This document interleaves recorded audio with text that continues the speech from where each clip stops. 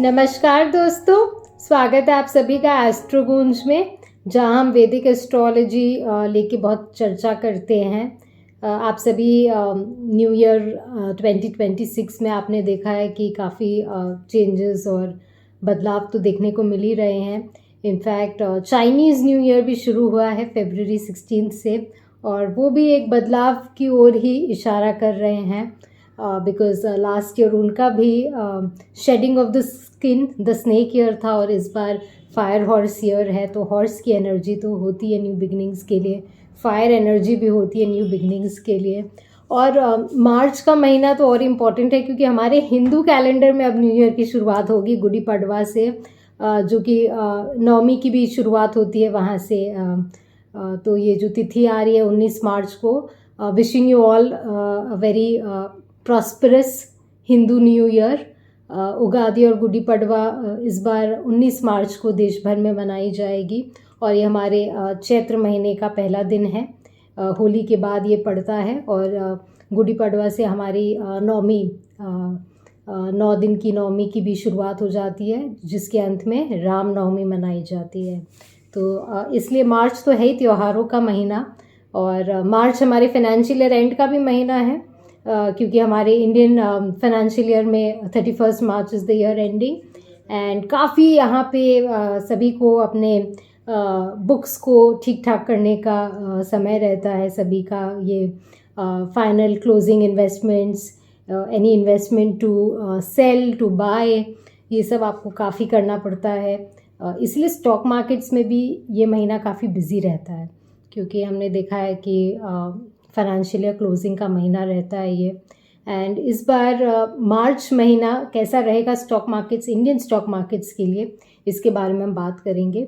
वैसे तो मैं इंडियन स्टॉक मार्केट के हिसाब से बात करूँगी, इसमें मैं सेक्टर्स और मेटल्स भी कवर करूँगी, क्योंकि मेटल्स भी हमारे स्टॉक मार्केट में आती हैं। बट जो भी है, अब ये इंडियन स्टॉक मार्केट को इंडियन मार्केट नहीं रहा है, ये इंटरनेशनल मार्केट हो गया है। ग्लोबल मार्केट्स का तो बहुत इम्पैक्ट पड़ता ही है, और कहीं ना कहीं अब हमारे मार्केट में भी जो होता है उसका भी ग्लोबल पे इम्पैक्ट पड़ता है। तो डेफिनेटली हम एक जियोपॉलिटिक्स और ग्लोबल जो न्यू चेंजेस हो रहे हैं, वहाँ पे जो बदलाव हो रहे हैं, जो डिसीजन मेकिंग हो रहे हैं, उसका भी हमें बदलाव देखना पड़ेगा और उसे भी इवैल्यूएट करना पड़ेगा। अब जब बात करते हैं स्टॉक मार्केट मार्च 2026 महीने की, तो इस बार जो मार्च में जो प्लैनेटरी पोजीशंस जो बन रहे हैं, जो चेंजेस हो रहे हैं, वो काफ़ी फ्लक्चुएटिंग है मार्केट्स के लिए, क्योंकि बहुत कॉन्फ्लिक्टिंग ऐसे जोग बन रहे हैं। स्टार्ट ऑफ द मंथ से ही, जैसा कि आप जानते हैं, मर्करी रेट्रोग्रेड है, और स्टॉक मार्केट्स में अगर जो मेन प्लैनेट, क्योंकि stock markets are very fast moving, तो मून तो है ही fast moving, but stock markets third house Gemini से देखा जाता है, और मर्करी का बहुत इंपॉर्टेंट रोल होता है इसमें। And we see Mercury only being retrograde. Gemini sign का इम्पॉर्टेंट रोल है, और जेमिनाई में बैठे हैं गुरुदेव, वो भी रेट्रोग्रेड अवस्था में बैठे हैं। उनको भी 11 मार्च से वो डायरेक्ट होंगे, और जब डायरेक्ट भी होते हैं तो एकाएक तो स्पीड नहीं पकड़ लेते, कुछ दिन 2 दिन वो स्टेशन भी रहेंगे मिथुन में। तो आप देखेंगे कि ये जो फर्स्ट वीक ऑफ मार्च रहेगा, पहला 10 दिन, ये काफ़ी थोड़ा वॉलेटाइल तो डेफिनेटली रहेगा ही रहेगा। एंड आप देखेंगे कि काफ़ी प्रेशर बना रहेगा जो फाइनेंशियल सेक्टर है, बैंकिंग, एनबीएफसीज, मीडिया, टेलीकॉम, ये जो सेक्टर्स है जो मर्करी ड्रिवन है, फाइनेंस ड्रिवन, जुपिटर ड्रिवन है, जेमिनाई ड्रिवन है, ये सेक्टर्स में आपको प्रेशर देखने को मिलेगा। वहीं आपको सपोर्ट भी देखने को मिलेगा, क्योंकि शनि वगैरह फिर भी स्थिर, थोड़ा उनका पोजीशनिंग अच्छा है। तो आप देखेंगे कि IT, steel, cement, metal, power sector से सपोर्ट मिल रहा है। तो इसीलिए ऐसा नहीं है कि निफ्टी बस टूट ही जाएगा, वैसा आपको नहीं देखने को मिलेगा, क्योंकि कहीं ना कहीं, जैसा मैंने कहा, कॉन्फ्लिक्टिंग है प्लैनेटरी पोजीशंस। कहीं से मार्केट को सपोर्ट मिलेगा तो कहीं से मार्केट में थोड़ी ब्रेक भी आएगी, तो उतार चढ़ाव इसीलिए आपका देखने को मिलेगा। एंड फिर आप देखेंगे कि 3 मार्च से मार्स भी सद्भिषा नक्षत्र में आ गए हैं, वो भी प्रवेश कर गए हैं एक्वेरियस में, राहु भी वहीं बैठे हैं, बुध देव भी वहीं पे रेट्रोग्रेड हो गए हैं। तो ये मार्स जब जाएंगे ये दोनों के बीच में, तो ये तो बड़ा एक विचित्र योग लेके आने वाले हैं। एंड 3rd to 20th मार्च वो सद्भिषा नक्षत्र में रहेंगे मंगल देव। तो यहाँ पे भी आप देखेंगे कि थोड़ा मार्स के कारण एक ट्रेंड चेंज होगा यहाँ पे। और ये जो इतने सारे बदलाव हो रहे हैं यहाँ पे, आप देखेंगे जुपिटर भी स्टेशन हो जाएंगे, और तो और वहाँ पे शनि शुक्र की युति हो रही है। 8 मार्च को ये शनि शुक्र की युति पाइसिस मीन राशि में आपकी कंजंक्शन में होगी। इस टाइम पे आप देखेंगे कि जब जुपिटर भी स्टेशनड है, वहाँ पे जुपिटर का भी एक पॉजिटिव जो एस्पेक्ट रहेगा वो नहीं इतना मिल पाएगा, क्योंकि जुपिटर में भी स्टेशन होने के कारण बहुत जेमिनी राशि में वो इतना प्रभाव नहीं डाल पाएंगे। बट हालांकि हमने देखा है जब भी प्लैनेट स्टेशन हो जाते हैं तो उनका 7th हाउस इम्पैक्ट ज़्यादा पड़ता है। तो इसीलिए आप इस समय देखेंगे कि जुपिटर का फॉरवर्ड मूवमेंट तो 14 मार्च के करीब ही होगा, तो तभी आपको जुपिटर का रोल देखने को ज़्यादा अप्रिशिएट कर पाएंगे मार्केट के जो फॉरवर्ड मूवमेंट में। और वो भी 14 मार्च से तो जुपिटर डायरेक्ट होंगे, फॉरवर्ड मोशन होगा। आपको मेन अगर फॉरवर्ड मोशन जुपिटर का टूवर्ड्स द मार्केट के हिसाब से देखना है तो वो आपको 21 मार्च के बाद ही दिखेगा। So you will see it from 23 March onwards in the market. जब मंडे को मार्केट्स खुलेंगे तब एक्चुअली आप देखेंगे थोड़ा फॉरवर्ड एक्सेलरेटिंग मोशन होगा। इसके पहले आप वॉलेटिलिटी देखेंगे, उतार और चढ़ाव दोनों ही देखेंगे। In fact side by side peak, आपको पीक राइज और पीक फॉल सेम डे में भी देखने को मिल सकता है, क्योंकि इतनी कॉन्फ्लिक्टिंग पोजिशनिंग्स हो रखे हैं प्लैनेट्स के, specially around the week of 9 to 20 इस टाइम पे। इसीलिए इम्पॉर्टेंट है कि ये 2 हफ्ता आप थोड़ा केयरफुल भी रहे, क्योंकि यहाँ पे जो वॉलेटिलिटी है वो थोड़ी अनरियल सी भी दिख रही है इस समय। स्पेशली 9 to 20 के दौरान आप देखेंगे कि वॉलेटिलिटी बहुत ज़्यादा रहेगी, क्योंकि प्लैनेटरी पोजीशंस ही ऐसे हैं। और इसीलिए इस समय बेटर रहेगा कि आप थोड़ा संभले। वॉलेटिलिटी में आप intense volatility, sudden peak, sudden crash भी आपको सेम डे देखने को मिल सकता है, उससे आपको थोड़ा बचने का ज़रूरत है।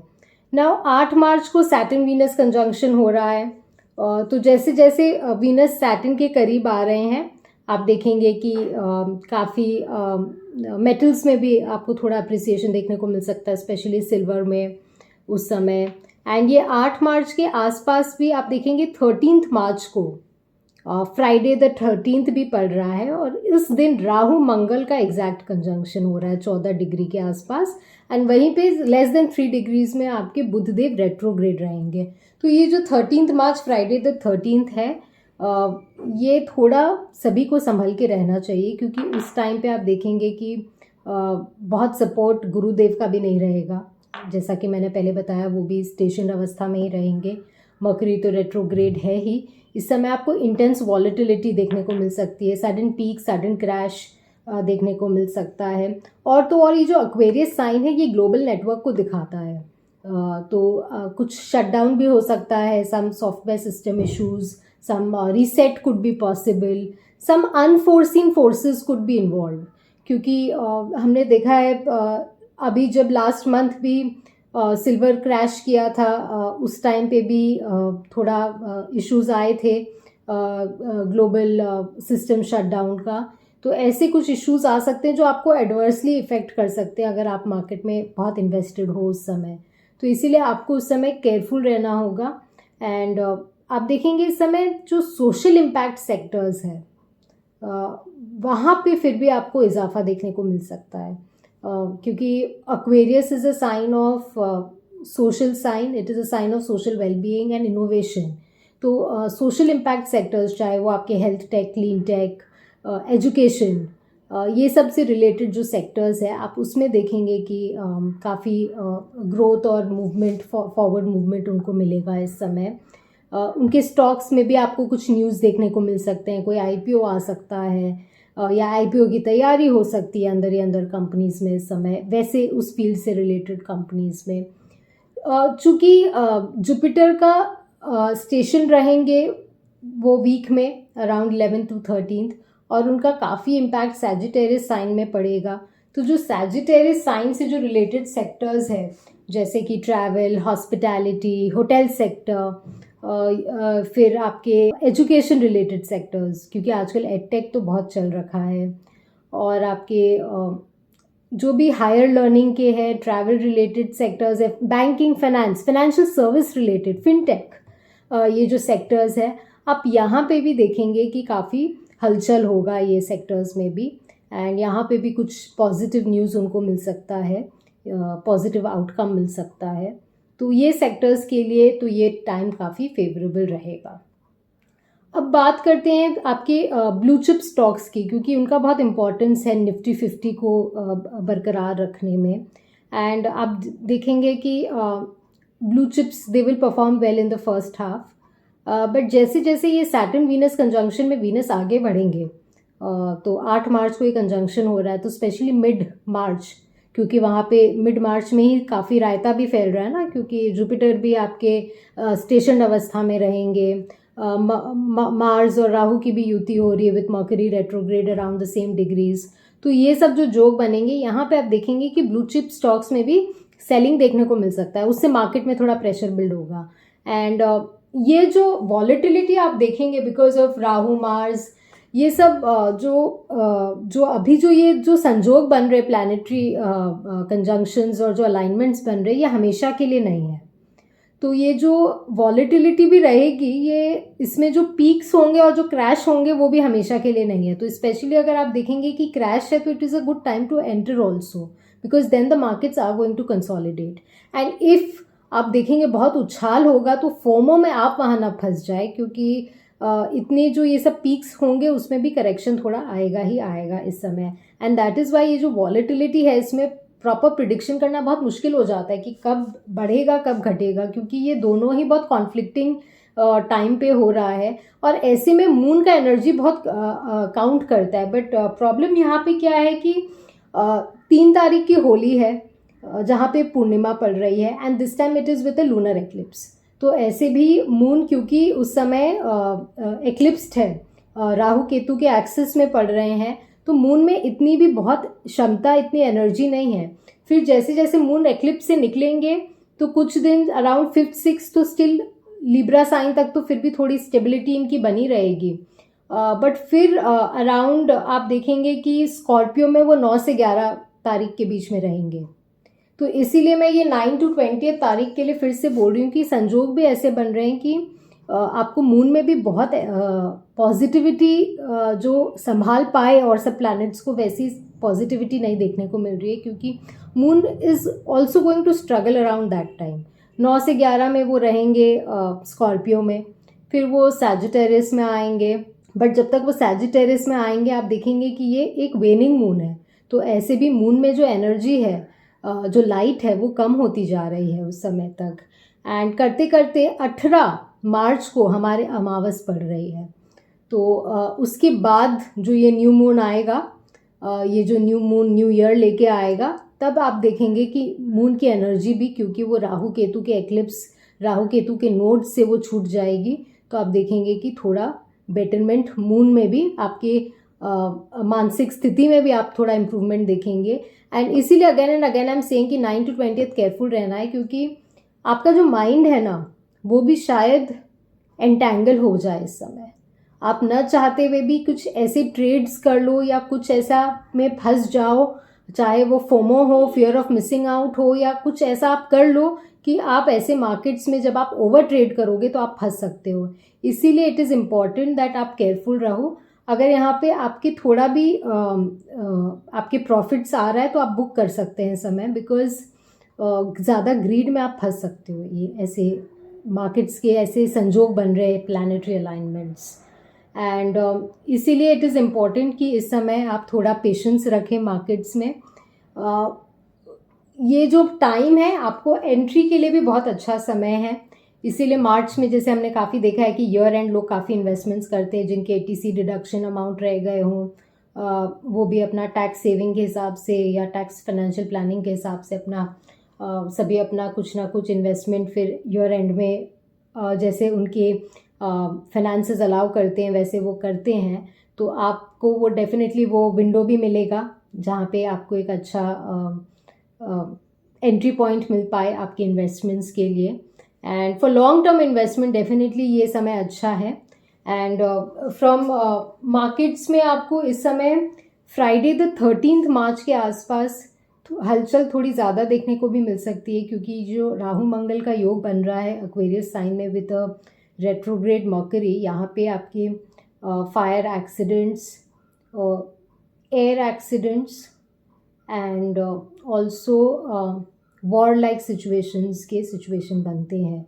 एंड स्पेशली जो कंट्रीज़, जैसे हमने वेनेजुएला में अटैक देखा था स्टार्ट ऑफ द ईयर, और भी जो कंट्रीज़ जो थोड़े हिट लिस्ट में हैं एंड स्पेशली जिनका न्यूमोलॉजी 9 नंबर पे आता है, मैंने इस पे भी वीडियो बनाया था पहले, आप ज़रूर उसे देखें।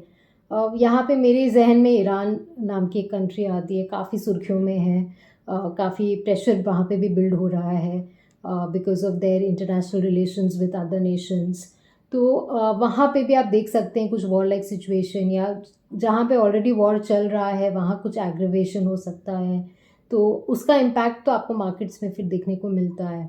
तो इसीलिए इम्पॉर्टेंट है कि आप ये सब सिचुएशंस में अगर कोई एक्सीडेंट्स वगैरह के भी संजोग बन रहे हैं, आप अननेसेसरी ट्रैवल से बचें इस समय, और अननेसेसरी एक्टिविटीज़ से भी बचें, क्योंकि ये जो राहु मंगल की युति हो रही है, और यहाँ पे जुपिटर भी जो रेट्रोग्रेड अवस्था में स्टेशन होके बैठेंगे, वो भी पुनर्वासु नक्षत्र में बैठेंगे।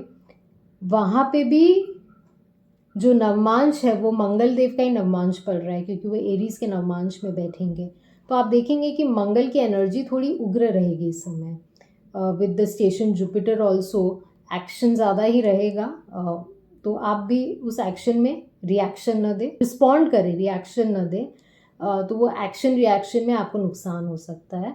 एंड ये जो मंगल का जो एक्शन है, जहाँ पे गुरु का भी सपोर्ट नहीं मिल रहा है, क्योंकि गुरु भी बहुत फॉरवर्ड मूवमेंट नहीं दिखा पा रहे हैं इस समय, मर्करी भी रेट्रोग्रेड है, ये एक्शन में कई बार नुकसान ज़्यादा होता है।